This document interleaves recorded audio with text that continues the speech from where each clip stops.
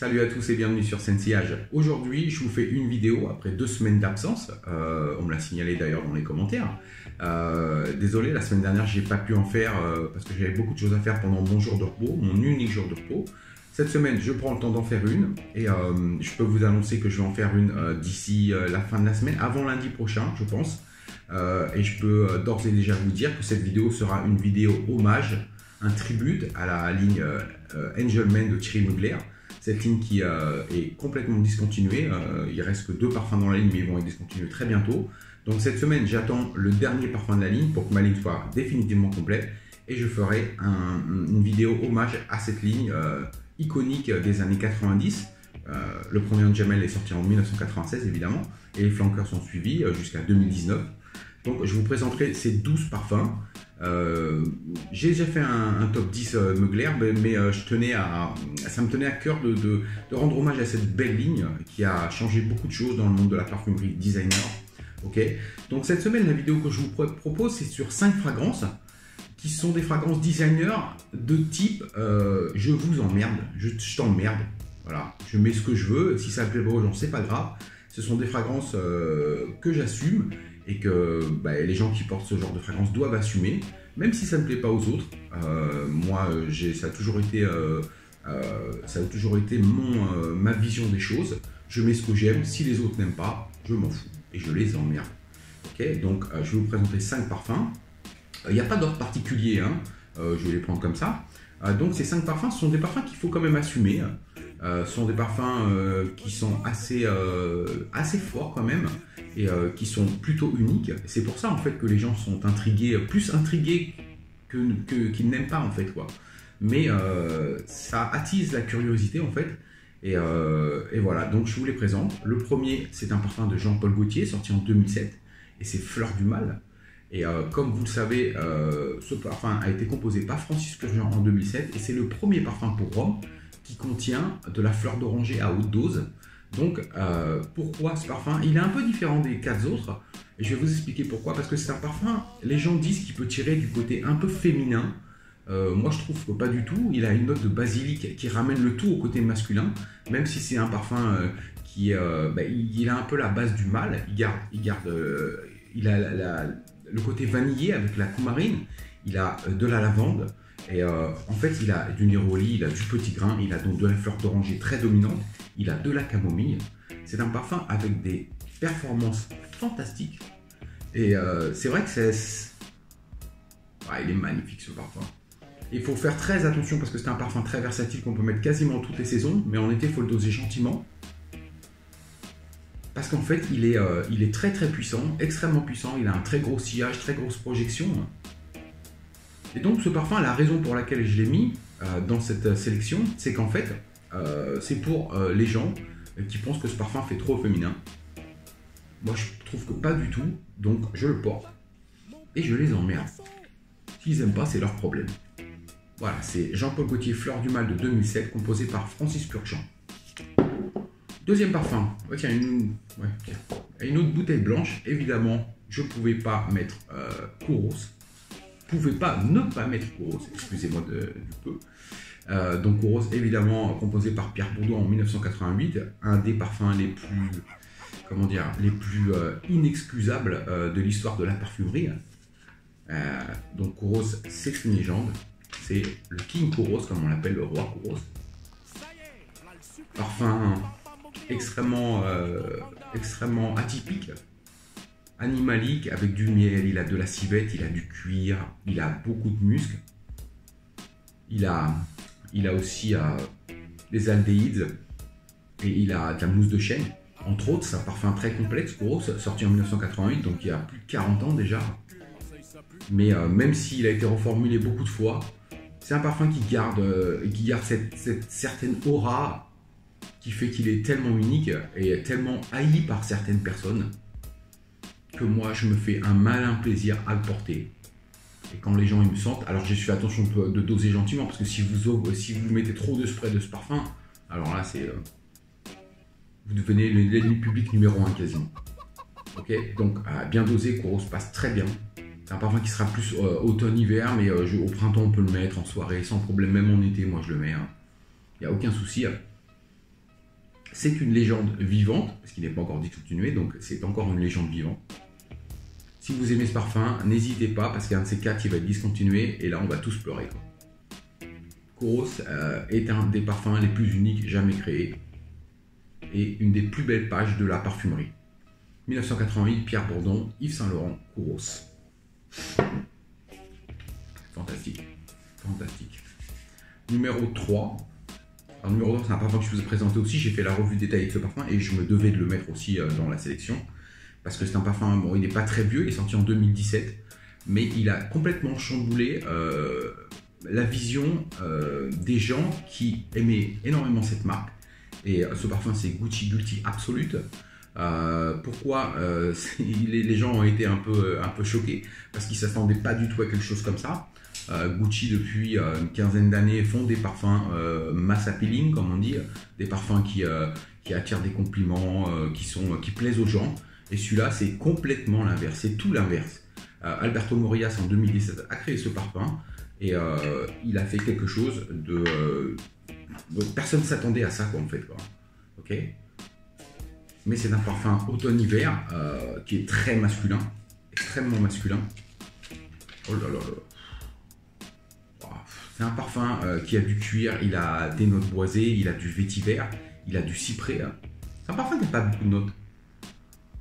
Il a aussi du patchouli. Donc c'est un parfum qui est boisé, qui est boisé aromatique, terreux, un peu huileux. C'est pas un cuir genre cuir neuf luxurieux, vous voyez. C'est plutôt un cuir très rugueux, animalique. Et le patchouli, le cyprès renforce ce côté terreux en fait. Il est très très boisé, extrêmement boisé. C'est un beau parfum, il a de bonnes performances. Il me tient, on va dire, 6-7 heures. Et ça, c'est un parfum qui est sans compromis aucun. Je veux dire, c'est un parfum qui n'a pas été fait pour plaire aux gens. C'est un parfum qui a été fait pour plaire à son propriétaire, à l'usager.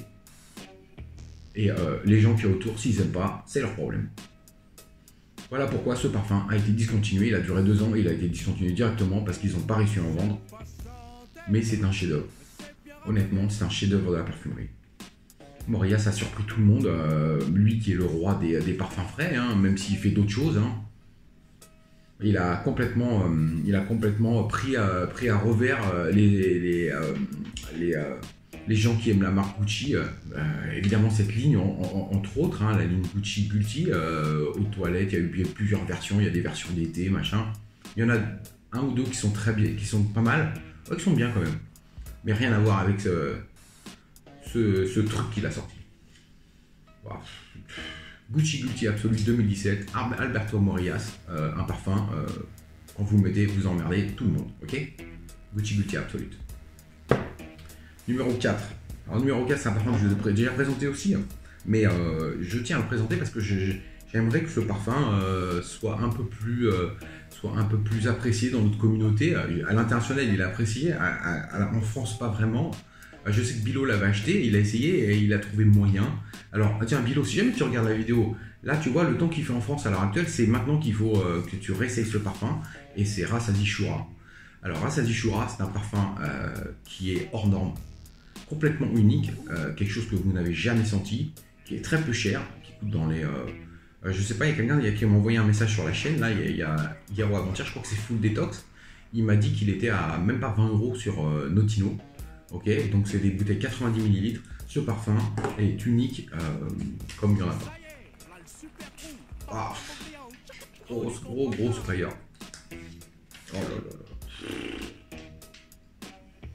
Ce parfum a tellement de vibes différentes. C'est un parfum qui a du cuir, il a du oud, il a de la rose. Il a un côté, évidemment floral, il a de la feuille de tomate, il a de la freesia, il est floral, il est aromatique, il est cuiré, il a un côté boisé aussi, il a beaucoup de facettes différentes, Choura. Et il a aussi de la mousse de chêne, on sent la mousse de chêne, oui. Donc c'est un parfum qui a énormément de facettes, qui est extrêmement puissant. Faites attention, ce parfum est nucléaire et tellement unique. C'est un parfum évidemment qui va être pour automne-hiver, mieux pour l'automne-hiver. En soirée évidemment, tout ce qui est sortie nocturne, excellent. Vous ne pouvez pas passer inaperçu avec ce parfum, c'est impossible. C'est le genre de parfum comme, je vais comparer avec, comme Black Orchid par exemple de Tom Ford, ok. C'est un parfum, quand vous le mettez, vous ne pouvez pas passer inaperçu, c'est pas possible. Je crois que c'est un peu la même chose. Vous êtes obligé de vous faire remarquer avec ce parfum. Si vous aimez attirer l'attention des gens, c'est un des meilleurs dans cette catégorie. Et vous pouvez attirer des compliments avec ce jeu, avec Shura par exemple, parce que c'est vrai que il est tellement unique que les gens n'ont jamais senti quelque chose comme ça. Et ça peut effectivement attirer l'attention des gens et demander ce que vous mettez comme parfum, même si c'est pas dit qu'ils l'aiment. Hein. Mais celui-là, c'est un parfum qui est sans pitié, qui n'en a rien à carrer de la vie des autres. C'est un parfum qu'il faut complètement assumer parce qu'il est pas dur à porter, mais il y a quelque chose. Alors le but du jeu aussi, c'est évidemment quand vous portez un de ces genres de parfums, c'est de porter le parfum et pas l'inverse, que ce soit le parfum qui vous porte. Il faut apprendre à apprivoiser et dominer ce genre de parfum. Alors moi, ça m'arrive même de le mettre en été, en journée. Alors je sais pas si vous imaginez. Le truc, c'est que je mets un spray juste là, vous voyez, sur le torse, en dessous le t-shirt, et ça projette, ça projette, ça projette, mais avec un seul spray. Donc vous pouvez imaginer la puissance de Rassadi Shura, qui est un parfum qui s'en fout de la vie des gens, et les gens qui le portent en général n'en ont rien à foutre de ce que pensent les autres autour d'eux. Okay, mais malgré ça, vous allez probablement attirer, peut-être pas des compliments, mais des interrogations de la part des gens, tellement ce parfum est unique et n'a rien à voir avec les autres parfums. C'est une vraie création originale de la marque Rassadi de Dubaï. Je crois qu'il est sorti en 2000, il est sorti en 2012, Shura, je pense, et c'est un parfum fantastique. Fantastique à avoir dans une collection, dans toute collection.